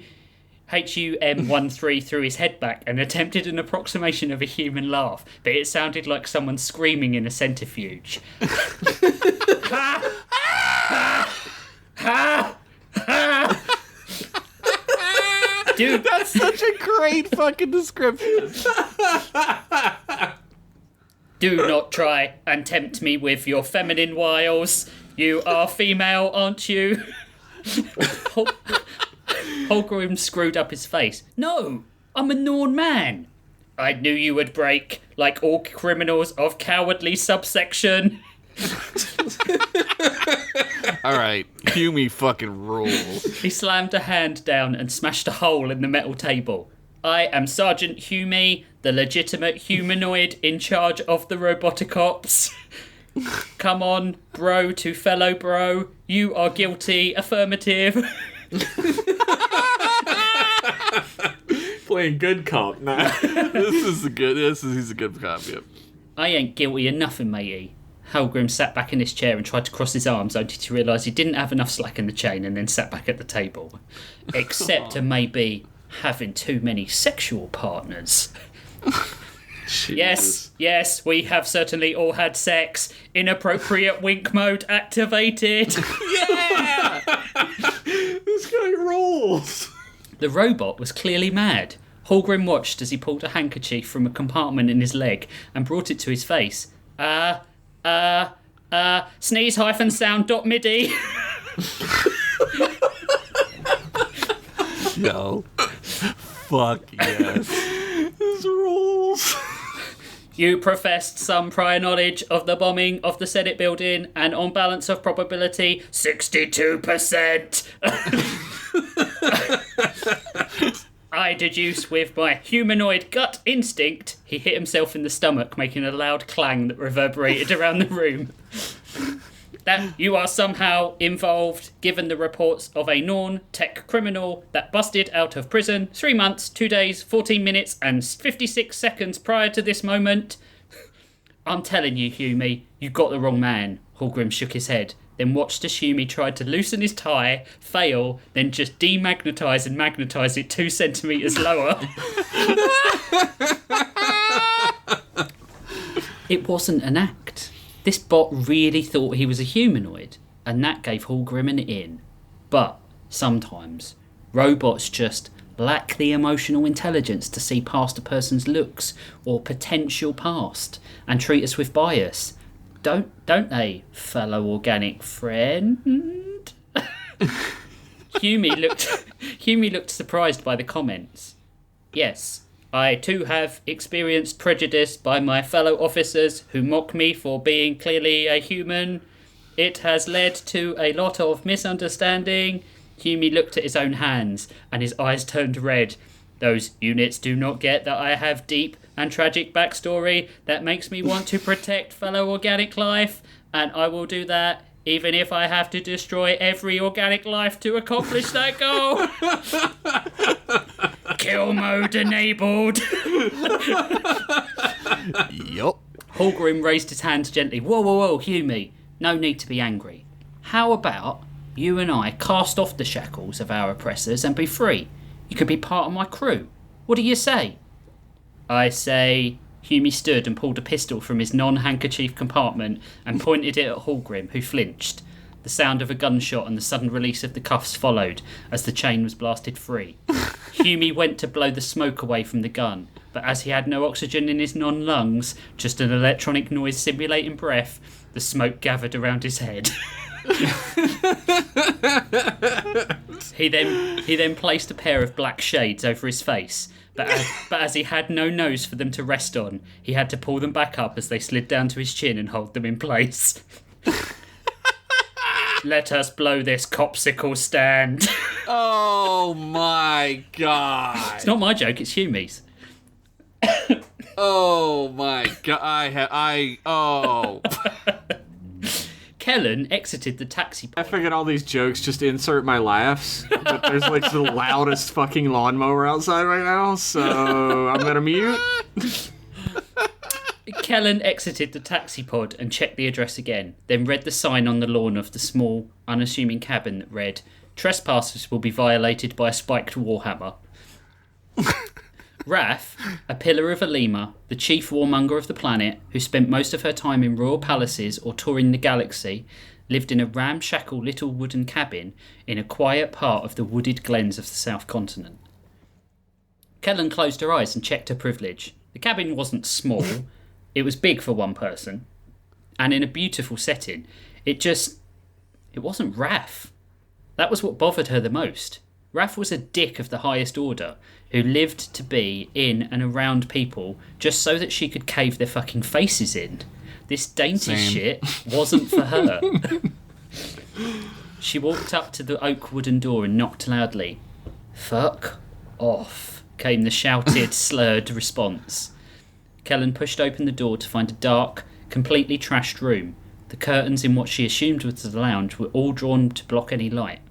Kellen stepped to the window and drew the thick curtain back, only for a glass to come careening past her face and smash against the wall into shards. "I said fuck off!" Raph sat in the middle of the floor, surrounded by broken items and furniture. Her helm was missing, though her thick auburn hair covered her downed face. "Do you have many visitors, Raph?" Kellen said as she walked around the room. And as she did, she saw framed pictures like in History Hollows everywhere. Pictures of her parents, her siblings, Asher, even pictures of Kellen on the wall. She realised that to Raph, Kellen's family were her family too, as close to family as Raph might ever get. She went to a dresser and picked up a picture in the frame of Kellen holding a baby Asher. "Oh, Raph, I didn't know I meant this much to you. This picture is Pride of Place right next to... Wait, what the hell is this?" Kellen picked up a long wooden cudgel that had been stamped with black lettering. "That's Babe Ruth's walk-off Grand Slam versus the White Sox bat from 1925. I got it on a mission." She didn't. What? She didn't even look up. God damn, Swaying. that thing's old. Swaying drunk. And this? Kellen picked up a rusty but high-tech looking laser pistol, its handle emblazoned with a lion roaring a cannon out of its mouth. "That's the last gun of the Dukes of Lead. Picked it up in a neighbouring reality. What? Picked it up in a neighbouring reality about 400 years from now." Kellen didn't even try to understand and put the picture, the gun, and the cudgel down. She looked on the floor to find a small furry cylinder and picked it up. And what the hell is this? Raph pulled her helm halfway over her face. "I went through a rift and ended up hunting evil cryptids along 50s America for a while. That's Bigfoot's dick." Kellen screamed and threw the furry phallus across the room, where it landed in one of Raph's half-finished drinks. She wiped her hands down her front and shuddered, before she looked over at Raph, who was stirring the drink with the dick and then downed it. Oh, yeah. So, you guys weren't bullshitting. The rifts lead through time and space. Does this mean that Asher could... Not this. Not now. Raph stood on wobbly, baby deer legs and moved over to Kellen. She grabbed her by the shoulders and pushed her through the door. Go away, Rook. I can't with you. Not today. Kellen wriggled away from her and picked up a long, wanded weapon from the floor and brandished it at Raph. It was otherworldly, and as Kellen pushed the switch, the device throbbed as it powered up. Hey, you owe me for all the lies over the past year. Mother sent me here to check on you, and now you're going to talk to me about what's happening with me, or I'm going to use this weapon on... What the hell is this thing anyway? Raph sighed. That's my vibrator, Rook. That's grosser than the Bigfoot stick. Kellen dropped it slowly in disgust and was just about to shout at Raph when she noticed the streaks running down Raph's face. Have you been crying? About my dad? Raph said nothing, but was quick to pick up a vibrator and put it away in a drawer. Kellen stared at her, feeling about as shitty as a dickless Bigfoot. I didn't realise that we all meant that much to you, Raph. I thought it was just a job to you. Raph's eyes flashed under the helm and her teeth set in a snarl. Get out, you selfish, hate-filled piece of shit. Damn. No, Kellen stood defiant and terrified. I know you're hurting, and you know I am too, but the General wants us to stick together. She thinks we're going to need each other. They are few, but there are days when I hate Etty Amray, Raph said, her lips trembling as if she might cry again. I need to know about these rifts, Raph, why they're linked to me. Kellen reached for Raph, and I can't get those answers without you. Raph looked at Kellen's outstretched hand before the hollow imager suddenly cut in. It was one of the Royal Guard standing in the armour of a captain. Lady Raph, one of the bombers has been caught and is being interrogated by the roboticops. Should we take custody? Raph stood and... nothing. It seemed for a minute that she hadn't heard, and Kellen was just about to ask her if she was okay when she answered. No. I'll take custody. She turned to Kellen. But you're going to have to fly us there. The Reap pulled her skin mask up and tucked it into her hood. She hadn't taken the skins off for months. It felt so strange to be without her hunting skins, and there was no way Oryx could walk the streets without being as suspicious as a giant crocodile approaching a police station could look. She had resolved to kill Hallgrim at some point, maybe after this mission with Raph was complete. Though useful, his lies and aptitude for getting himself in trouble made him as useful as that decade-old pack of condoms your mum keeps in the drawer in her nightstand. I mean, come on, Bridget. If a man puts on that expired old meat sheath on and climbs on into the dust museum, he's going to shrivel up faster than that Donovan guy at the end of The Last Crusade. There it is. Maybe the Reap... Somebody's mom is definitely named Bridget who listens to this. Yeah. Is your mom named Bridget? Maybe the Reap would gut him slowly. Maybe she'd smother him. Maybe she would download a shitty compressed Soundgarden album from LimeWire and watch him slowly die of the cyborg variation of terminal syphilis. Spoon Man. I'll be in section 13, directly under the cell block. Oryx came through her earpiece. As soon as you make the distraction, I'll extricate Hallgrim. The Reap heard jets descend behind her and turned to see Raph's ship, Gloombreaker, touching down about 40 metres away. As the disembarkment ramp lowered, Raph descended with Kellen. The girl was no older than 18, her reddish-brown hair a mess, her gait that of an angry teen whose father had just died. The Reap felt a lump forming in her throat. They hadn't seen her yet, and she needed to stay out of sight. Raph brought her wrist comms up to her mouth. What do you mean, gone?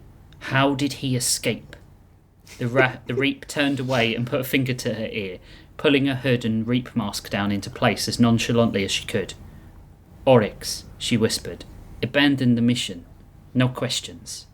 Who's Oryx? Said a voice behind her, and as she turned, Kellen stood, hands on hips behind her. The girl caught sight of the Reap skins and went to grab her, but Reap was faster and put her in a hammerlock before forcing her down to the floor. The Reap gazed towards Raph, who looked up from her call, her mouth an O of shock, before pointing away from them. The Reap ran, and Kellen was straight after her like a boomer to a 4 p.m. dinner service. Damn! A wild swing that hit me there. Eat shit, Bridget! Chasing her down the alley, past the police station and through town. Gods, she was fast, and as fit as Kellen was, she could barely keep up with her. They zigzagged through the gatherers in the market square, past the afternoon lunches from the financial district, until Kellen heard a beep from her wrist comms. Kellen, disengage, she could be dangerous, Raph shouted. A Reap? On a lemur? There's no way she doesn't have something to do with Dad's death, Kellen said between deep breaths. Just hold on, don't do anything rash, we can't... Kellen cut her off and turned the wrist comms to silent. She wasn't about to potentially let her father's murderer go before Raph was hungover. Because Raph was hungover. The Reap climbed on a tram taxi as it lifted away and jumped inside, pushing the driver out to the floor. Kellen sprinted, following the hovercar to the edge of town, over the restricted airspace of the shuttle port before she pulled the Duke of Lead's laser pistol she had snuck out of Raph's cabin. She aimed the pistol and fired, the gun shorting in her hand but firing an uncontrolled burst of plasma that hit the tram taxi and brought it down to the flat concrete with a smash. With burnt hands, Kellen sprinted to the wreckage and pulled the woozy Reap girl from the driver's seat. You took everything from me, she bellowed into her bloody face, tears blurring her vision. Look, who's talking, the Reap said, punching Kellen in the stomach so hard she fell to the floor, gasping for air. Kellen reached for the woman moving away from her and screamed with every ounce of anger in her soul. Reality tore away and she felt a sensation of the very flesh sifting away from her bones. Her fury at her father's killer pulling her away from herself. It was electric nails on a razor blade chalkboard, her entire soul feeling like it was covered in paper cuts, and her bones shook like a booty at a Little Kim gig circa 2001. Oh man, she can fit a Sprite can in her mouth. It's the fun fact of the week right there. The Reap stopped in her tracks as if held there, and as Kellen looked up, she saw why. About a metre in front of the Reap, a green tinged shimmer floated in nothingness. The ragged edges of the rift in the very air made the very air fizz and seemed to be burning the oxygen around it as the woman backed away, terrified. No, she muttered, raising her hands in front of her horrified face, eyes wide. I won't go back. I won't. Kellen looked at her own hands, both knowing that there was no way she could have created this rift, and knowing that she absolutely did. The Reap shrank and became like a child at the sight of the opening, and fell back onto her backside as she kicked out to crawl away. The two of them were vaguely aware of a ship touching down behind them.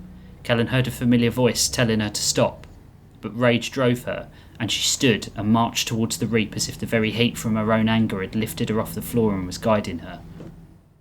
Kellen stood over the Reap woman, realised from her lower face that she wasn't much older than Kellen herself, the tears running from behind her mask making her look much younger.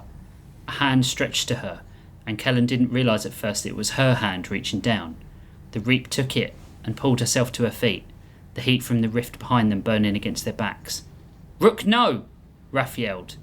Kellen turned as if in a dream, and watched as Raph, a giant crocodile, a Norn cyborg, and a robot who was for some reason wearing a fake beard, was standing not 10 feet away, looking at her in shock.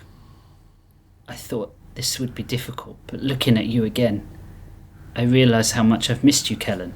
She pulled her mask over her blonde hair, and when Kellen looked into the eyes of her baby sister, she wondered how she hadn't recognised her mouth, the shape of her jaw. It was the face of a dying child that had shrank away from her, like Hans Gruber in Die Hard. Yeah! Very descriptive. Hitting all the villains. It was burned into her psyche. How had she not seen it? Asher? Kellen gasped, scanning her face, looking at the 15 years that had been added. Asher looked down and Kellen's eyes followed. They were holding hands just under Asher's ribs, and as her sister pulled their hand away from their body, Kellen saw the blade she was holding slip from Asher's ribs. She watched the dark red patch grow on her sister's Reap skins, and for the second time in her life, Kellen Amray called the Rook as a dual insult to her adopted heritage and her fuck awful luck, looked into her sister's dying eyes and realised she was to blame. The end. What the fuck are you doing to me right now? God damn it! How dare you? How dare you? You fucking... fuck, man. What? Man. That happened in the same story that there was a human, the robot who thought he was a human. That was the roller coasteriest ride I've ever been on. I am without words. That was fucking shocking. I don't like you, Rich. Yeah, Rich is a bad man, is what I learned today. Did you suspect at any point that she was Asher? No. Oh, good. I didn't. No, not at all. Good, I'm getting better at this. Usually I'm pretty good at that stuff, but no, I didn't. Good. Yeah, it was a great story, and Hume is perhaps the funniest character you've ever written. Yeah, that's saying but something. you've harmed my soul now, and I'll never forgive you. Yeah, well, he had to go last, so he had to fuck us up for the rest of the day. I had about 4 pages of Hume content that I had to cut because otherwise it would have been like 16 pages long. But they are all these jokes I've got in the bank. Did you keep it? No, I've got it. That could be a great Patreon exclusive. Oh no, I can't wait till the DVD comes out and I get to watch all the Hume outtakes. How I imagine him is like a small version of the Iron Giant, like he's a really shitty, that's like, how I saw him 50s too. Yeah, robot. yeah. Yeah, I was picturing Bender with a different head. Kind of, yeah. Yeah. He's a proper shit robot. Who sometimes... the one from Futurama who's always exploding, Crazy Eddie or whatever. Yeah. That's how I pictured him. Who sometimes wears the skin of a prostitute to go undercover. Yeah. I mean, why not? Haven't we all? Oh my god, I'm like exhausted. Yeah, me too, man. I'm so tired now. We've been on such roller coaster rides. 3 good stories, man. You really fucked me up, Rich. Oh, I'm sorry. I love, I wasn't thinking about it at the moment, but I love that right as Rich said the end, both of us just exploded into angry rant. Because I knew it was coming, right? Like, I knew that was coming. I knew just something felt like bad was about to happen, but it still shocked me. No, I didn't know, like, why do you like this? Why are you like this? Yeah, why are you like this? Look, I added one. I've got to take one away now, right? No. You're like fucking Thanos. Perfectly imbalanced. Bouncing a fucking pen on your finger, going, everything balanced as it should be. This motherfucker's making chili in a pot on some planet, waiting for us to come kill him. Yeah, at a fucking, like, squash or whatever the fuck he's eating. Whatever brown fluid he's eating over there. Well, that fits him being English. Yeah. I did have a great steak pie on Saturday, and I just thought those to two myself, words don't go together in what America. are We you don't saying? say good. that. It was Like so a good. like a pot pie? Yeah, what's a steak pie? Yeah, but it was filled with like steak and gravy, and it was so good. And I thought to myself, yeah, brown is good. Brown is good, man. It was Look, I'm not going to say brown isn't good because I don't look like a fucking racist. Yeah, that would be the second strike against this podcast. So It was a different character. It's not Rodney King. It's Robotnik King. It's this universe's big... Look, you go ahead and open Notepad and start writing that into your apology, and we'll be ready. Look, we've all made mistakes. Hindsight is 2020. Look, I'm listening and I'm learning. And I'm trying to just, learn about myself and... It's really a comment on the LAPD if we want to really over I know. it. It's fine. Yeah, put that in the I know. Notepad too. Right. With that, we are going to close the cover on today's episode.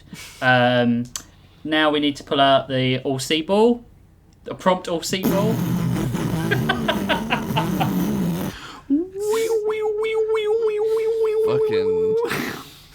fucking powerful. Okay, so the first prompt for next time is Hogs by Sean. Hogs? Hogs. Like a pig or a dick? Yep. Or a motorcycle. Oh yeah. Boner cycle, yeah. Mm-hmm. Yeah. Our second prompt is Rifts by Bractor. Well, that would be easy for you. Yep.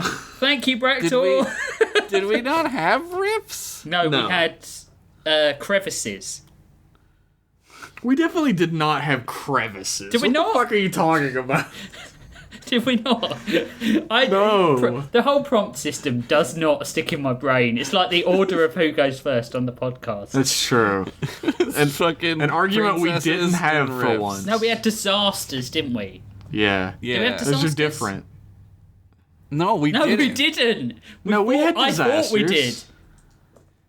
Oh, I don't even know anymore. Wait, no, it I was don't- princesses and disasters. Yeah, and that we kept doing that. None of this matters.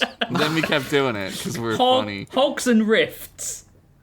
That's a weird one. Look, that's very sexual.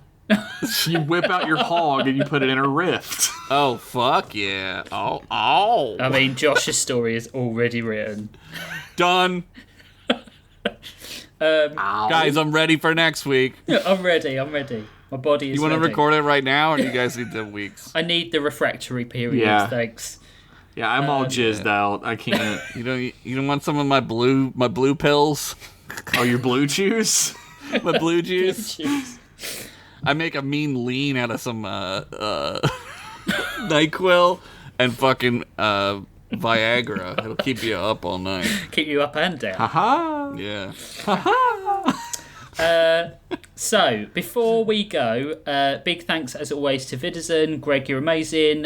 You can check out Vidazen's work, all the stuff about him at vidazen.card.co, card with 2 R's.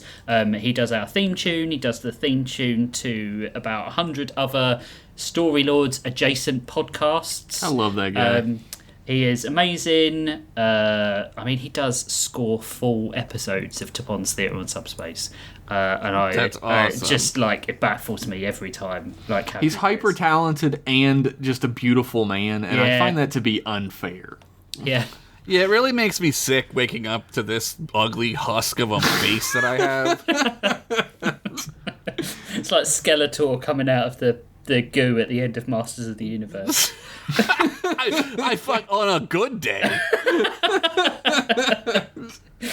But yeah, thanks, Greg. We love you, buddy. If you the listener, I'm talking to you. Don't try and walk Me? away. I'm listening to you. Alright, I'm not listening to you. I'm talking to you.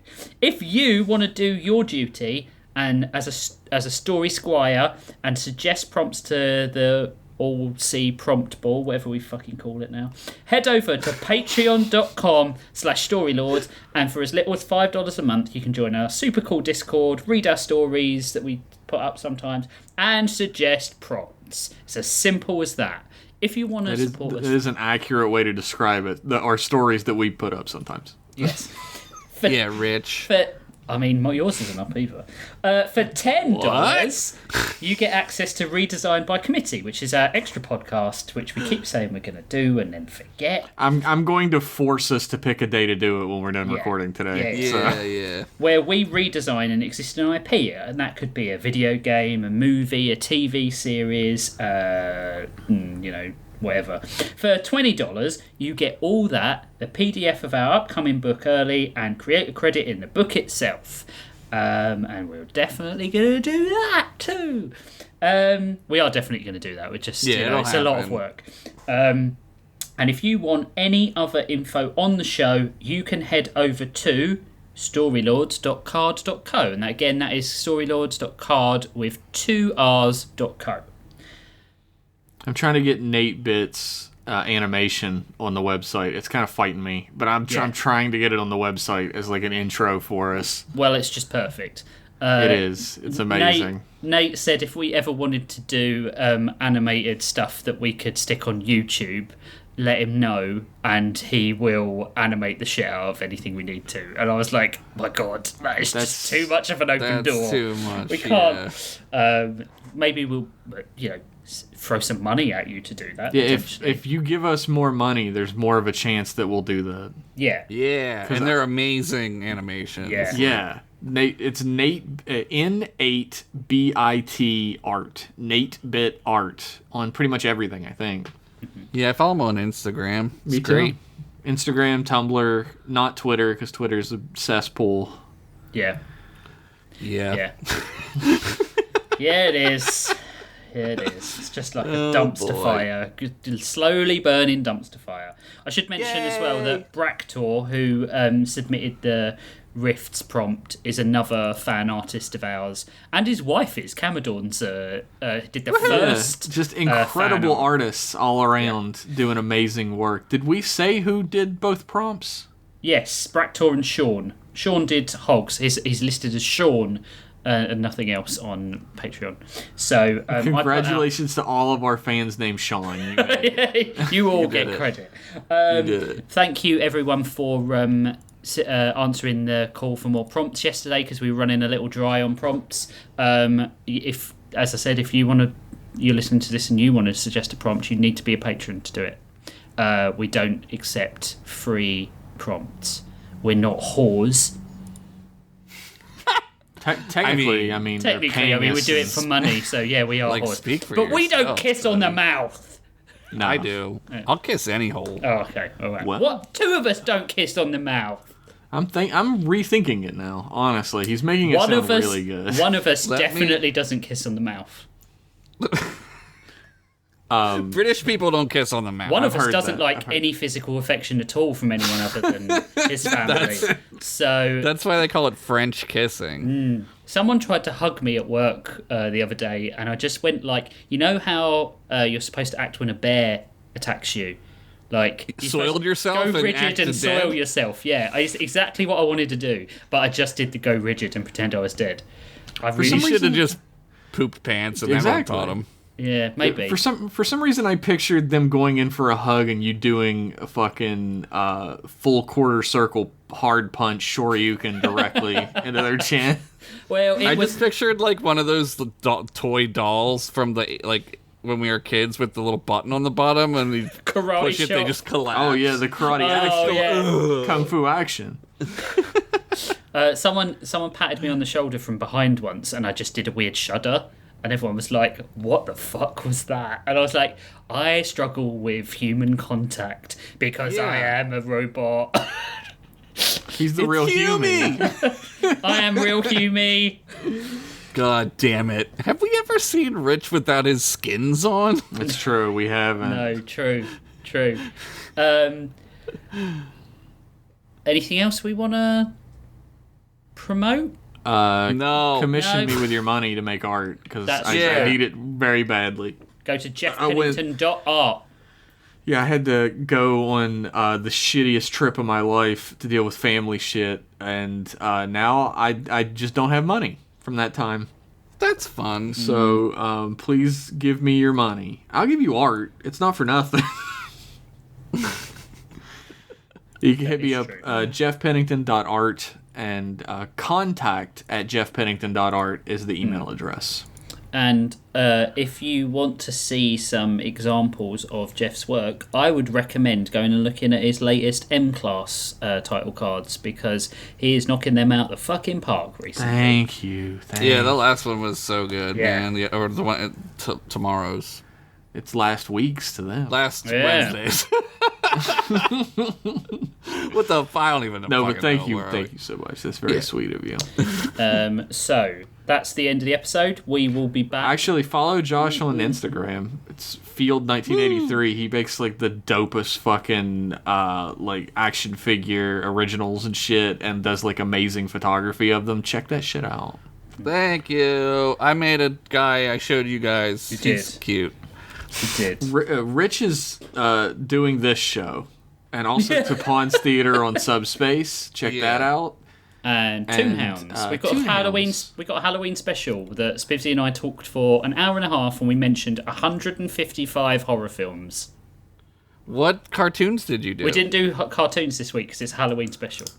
Oh. We've already done inappropriate cartoons and Halloween cartoons in the past, so we just did Halloween films that we like because it was a Toonhound special. My favorite is Trick or Treat. That's my favorite Halloween movie to watch because it's so stupid. My favorite is The Thing. That's my favorite's The Thing. Yeah, I'm trying to go to sleep tonight, guys. I don't need to be fucking nightmared out of my goddamn gourd. I love way too many horror movies. Yeah. I feel like when people meet me and people could hang out with me for like a decade and not realize how much I love horror movies and spooky shit. Unless I guess they listen to this. Yeah. No one now they does. So. I think horror. Spiffy and I agreed that horror is the only genre that is watchable, even if it is terrible. Oh yeah. Because it's just so much fun. Yeah, sometimes the worse it is, the better. Honestly. Yeah. That's why we always would rent like the Puppet Master films when we were kids because they were straight up hot. Oh, they're shit. garbage. Yeah. They're so fun. So though. dumb. Yeah. You'd see a tit. You'd see a Nazi get killed. It was great. It's perfect. It was worth it. Right, gang. Thank you for listening. As always, we love you, especially our patrons. You rock. We will be back in 2 weeks for some hog-related rifts. Oh, yeah. And we'll see you then. Bye. Bye. Bye-bye.